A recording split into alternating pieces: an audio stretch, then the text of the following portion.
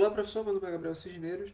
Eu vim aqui apresentar o nosso trabalho de classificação de imagens reais e sintéticas, que eu realizei junto com o Marcio Antônio, Guilherme Beltrão e Luiz de Ataíde. E eu vou passar agora inicialmente, rapidamente, né, pelos pontos de contexto, problema, motivação e objetivos do nosso projeto, para já partir diretamente para o código e mostrar as nossas decisões de engenharia que levaram a gente a fazer de fato o código como ele está agora e os resultados gerais do modelo. Vamos começar dando algum contexto para esse problema. Nos últimos 3 anos, as técnicas de geração de imagem por inteligência artificial elas evoluíram exponencialmente e as imagens sintéticas estão cada vez mais presentes no dia a dia das redes sociais, no Google, em websites e em outros locais. Essas imagens estão cada vez mais realistas e mais difíceis de distinguir no olho humano. A pergunta é simples: como nós podemos automaticamente identificar uma imagem real de uma imagem gerada por IA? E esse problema mostra-se não ser apenas técnico, mas sim uma questão de integridade informativa e segurança na era digital. Nosso problema central vai ser desenvolver um sistema automático de classificação binária que ele deve distinguir fotografias autênticas das imagens geradas por IA. Ele deve ter alto alcance e precisão, mantendo o equilíbrio entre as classes. Também um ponto importante a citar é que nós buscamos ao máximo evitar falsos positivos e falsos negativos para, em uma aplicação no mundo real, não gerar confusões e precisamos que ele seja explicável e interpretável justamente para ser utilizado nas aplicações reais. Algumas das questões que basearam nossa pesquisa foram: será que uma rede convolucional pequena ela vai conseguir aprender os padrões discriminativos entre imagens reais e sintéticas? Transfer Learning, que são modelos pré-treinados, superariam significativamente esse modelo customizado? E qual a abordagem que vai oferecer o melhor trade-off entre acurácia e interpretabilidade? Vamos partir agora um pouco para a nossa motivação. Por que isso importa de verdade? Por que esse tema é importante? Dividi aqui 4 pontos que podem estabelecer a importância e a motivação de se estudar, se pesquisar e se implementar essa solução. O primeiro é a desinformação. Os deepfakes já estão presentes em redes sociais, jornais e influenciando cada vez mais a tomada de decisão pública. Um grande ponto disso são as eleições. O segundo ponto é a fraude. As imagens falsas em anúncios, documentos e verificação de identidade também são um problema muito grande e que está cada vez mais difícil de ser identificado, né, pelas autoridades. O terceiro ponto é a integridade de conteúdo. Jornalismo, ciência e documentação digital, eles necessitam dessa autenticidade garantida, porque hoje em dia nós não podemos garantir se de fato aquela imagem ou vídeo que está sendo mostrado em um blog de notícia, ela é de fato verdadeira ou gerada por IA. E no último e mais importante ponto é a segurança. Sistemas de vigilância e biometria, eles são vulneráveis a imagens falsas. Recentemente, com a implementação da Lei Felca, alguns sites e jogos começaram a ter reconhecimento facial. E muitas pessoas mostraram que é possível burlar esse sistema utilizando imagens geradas por IA. Partindo um pouco para os nossos objetivos, nosso objetivo principal vai ser comparar duas estratégias de classificação, que vai ser uma baseline de CNN, que tem um histórico de ótima utilização quando se trata de classificação de imagens, contra um modelo pré-treinado ResNet 18, que nós vamos realizar um fine tuning. Tudo isso vai ser feito em um dataset com 120 mil imagens, que eu vou falar dele um pouco mais para frente. Nosso objetivo mais específico vai ser construir essa CNN customizada, fazer esse fine tuning desse modelo ResNet. Vamos buscar atingir um F1 score maior que 90%, garantindo a confiabilidade desse modelo. Alcançar recalls balanceados para capturar real e fake com igual eficiência. Gerar visualizações interpretáveis por meio de gráficos, salient maps, análise de erros, entre outros. E documentar os limites, riscos e possibilidades de extensão desse trabalho. Bom, agora vamos falar um pouco sobre o nosso dataset escolhido, que foi o SciFake, que é um dataset que tem algumas imagens reais e imagens geradas por IA.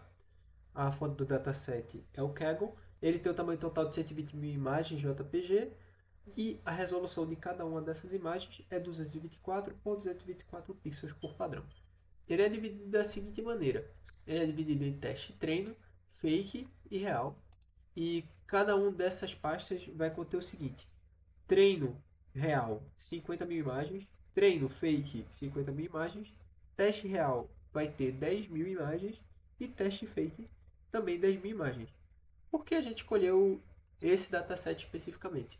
Ele tem uma usabilidade boa aqui, diversos códigos já feitos aqui no Kaggle.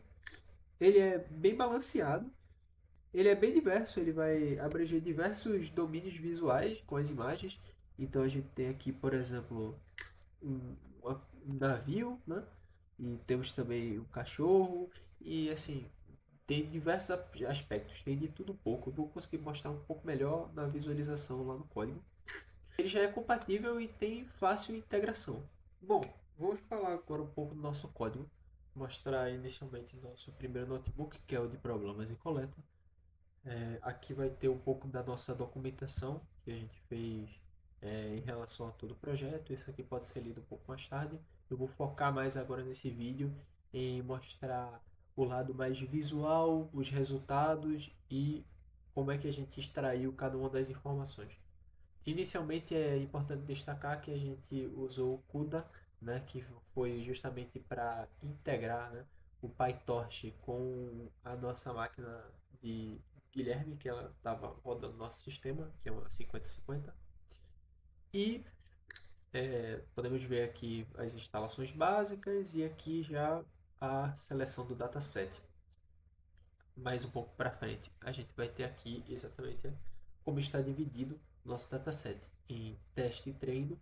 E aí de novo se mostra aquela divisão que eu falei para você de teste, treino e real e fake, com 10 mil imagens para cada uma das pastas de teste e 50 mil para cada uma das de treino. E aí para cada um das nossas imagens a gente fez esse manifest.csv, que ele é uma lista de linha, é uma lista das linhas que vai conter o caminho para esse arquivo, a label dele e o split dele se é treino ou teste, e a label se é real ou fake, certo? E aqui, por fim, é uma imagem de como estão separados, né, cada uma das imagens e os rótulos para uma identificação visual, né? Bom, passando agora um pouco para a etapa de refinamento dos dados, né? Antes do treinamento, a gente vai realizar 5 validações que elas são críticas. A gente vai verificar as imagens corrompidas, detecção de duplicatas, balanceamento das classes, consistência dimensional e a distribuição de intensidade dos pixels. Aqui no código nós podemos deixar isso mais claro. Temos um manifest CSV que vai ser importado e aí nós fazemos uma verificação. A primeira das nossas verificações é justamente para ver se temos algum arquivo corrompido. E não temos nenhum arquivo corrompido. Esse dataset ele é muito consistente, então a gente não teve muito problema em tratar esses dados. Foi mais uma análise exploratória do que estava acontecendo com o dataset e como é que nós poderíamos tratar esses dados da maneira correta.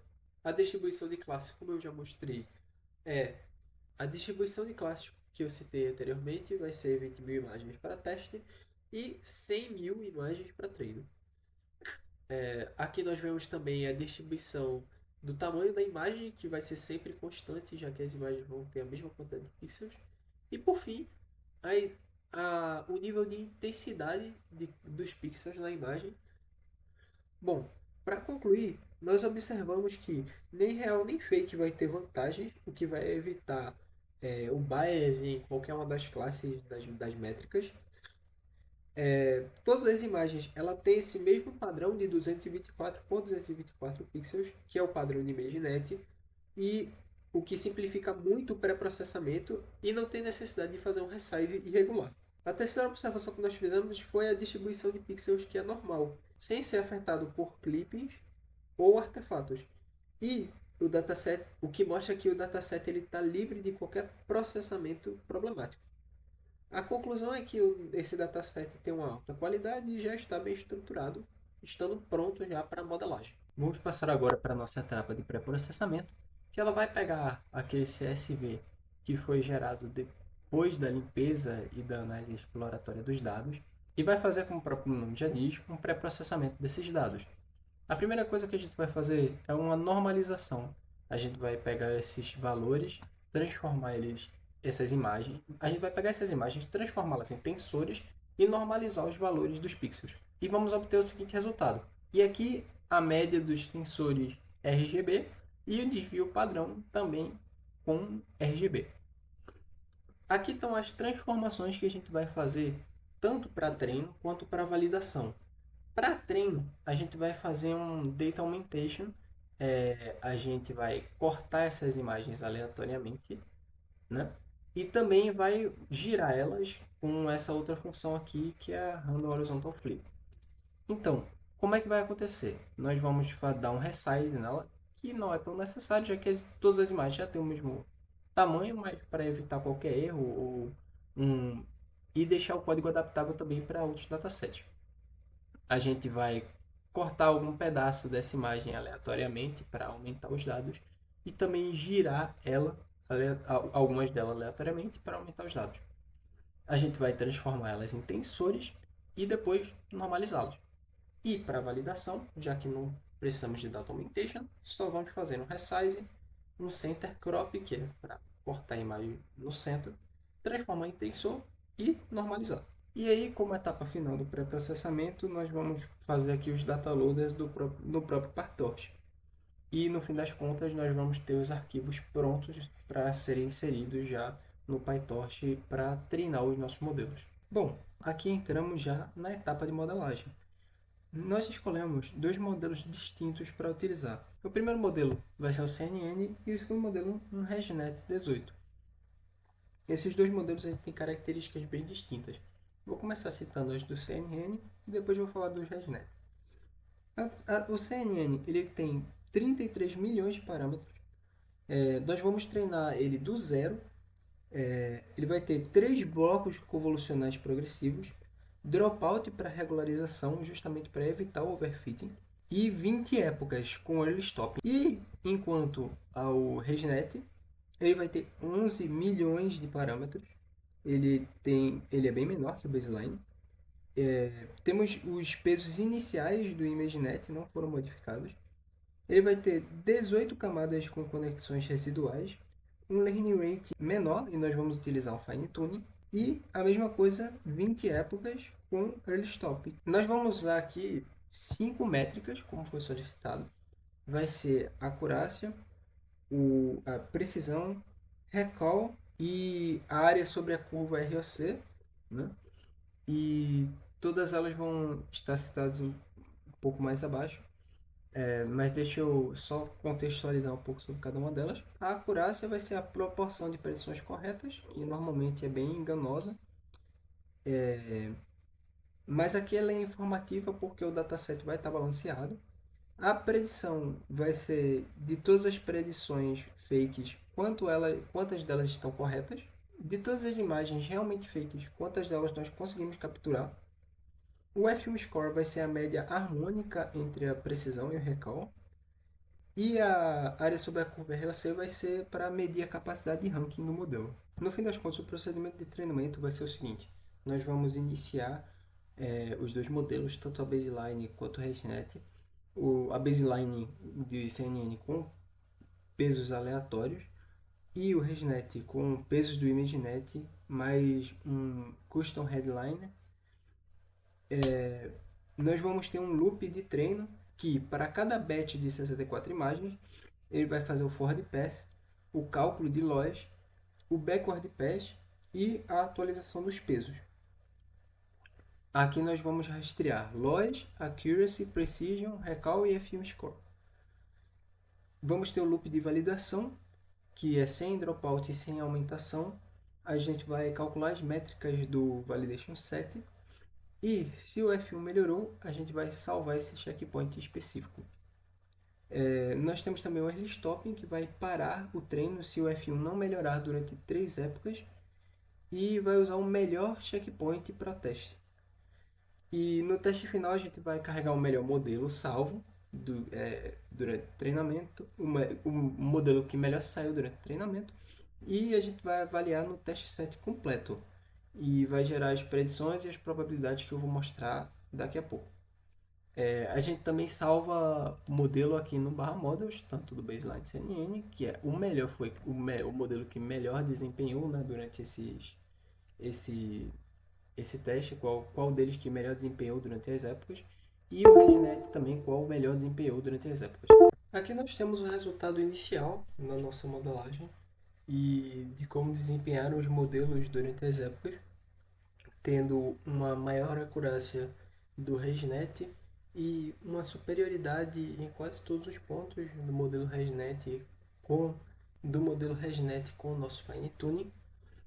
E aqui está quantificado e qualificado os resultados de maneira mais correta, né?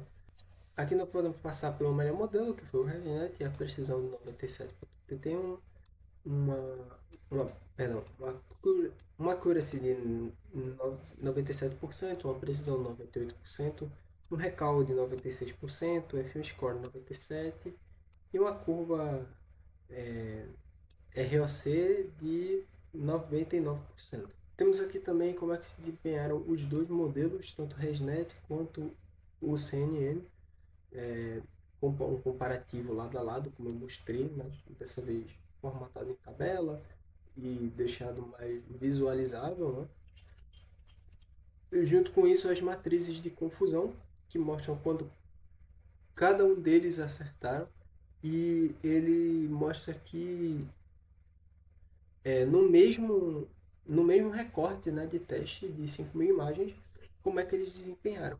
No caso do ResNet, ele acertou 2.460 fakes e R$ 2.431 e teve um erro aí de 40 fakes e R$ 69, enquanto o nosso baseline CNN ele, ele teve esse acerto de 2.369 fakes e R$ 2.332 e teve um falso positivo de fake e teve falso positivo de 131 fakes que ele predictou como real e R$ 168 que ele predictou como fake. E aqui nós printamos aqui alguns dos mismatches que nós tivemos justamente para ver o que aconteceu nos falsos positivos e falsos negativos.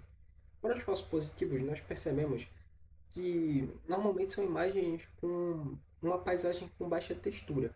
Isso já é documentado e já foram escritos artigos sobre justamente essa falta de textura ser um problema, né, na identificação de imagens reais ou fakes de inteligência artificial.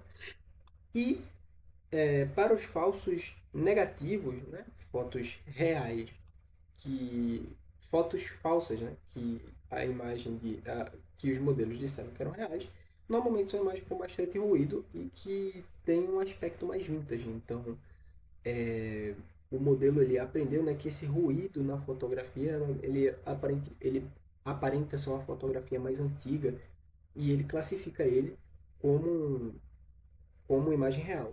Bom, por fim, gostaria de agradecer a atenção e fazer algumas das por fim, gostaria de agradecer a atenção e fazer algumas das considerações finais. Por exemplo, as limitações, né? Algumas das nossas limitações foram um domínio específico, já que o nosso modelo foi treinado basicamente no SciFake, porém ele desempenha bem com outras imagens.